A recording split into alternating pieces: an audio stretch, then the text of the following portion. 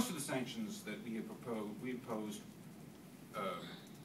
recently have been for nuclear reasons. But I would like to remind you that, in fact, we started down the sanctions route for terrorism reasons, and that we did not cite the nuclear program for sanctions for the first decade in which we were imposing sanctions on Iran. And that if we were to completely resolve the nuclear issue, that we would still retain sanctions on Iran. We would still retain comprehensive economic sanctions on Iran because of Iran's state sponsorship of terrorism.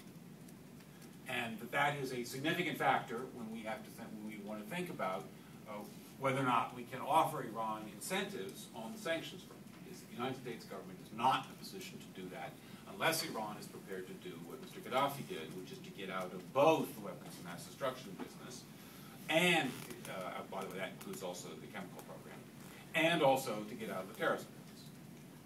I see very, very little prospect that the Islamic Republic of Iran is going to abandon its support for Hezbollah. And so long as that remains the case, I think that there will continue to be comprehensive U.S. economic sanctions on Iran.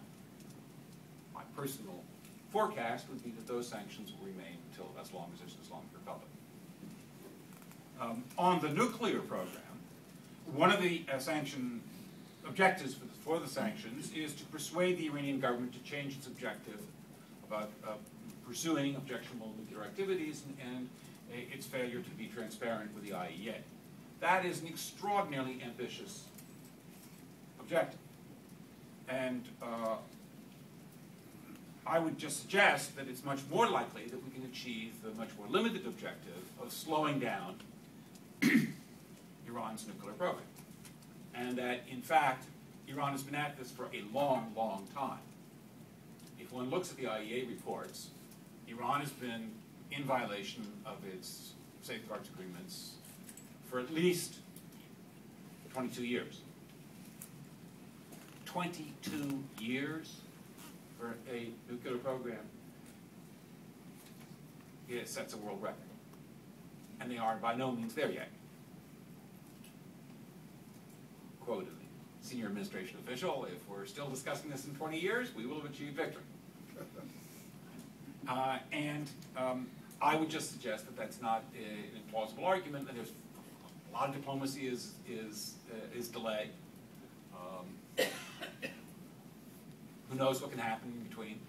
There's the famous episode that the Israeli general was briefing the pilots who were going to Radio Iraq, was asked by the lead pilot how long would a successful raid set back Iraq's nuclear program? And the general said, 2 years. He said, what? You want us to risk our lives for 2 years? He said, well, maybe 3 years. Well, of course, it had a lot more effect than that. A lot of things happened. And eventually there was the invasion of Kuwait and the destruction of much of the nuclear program, and Iraq never got there. So much can happen. And not just simply the victory of democratic forces. Much can happen. And so on this issue, I think that, in fact, delay is victory, and that we are achieving significant delay.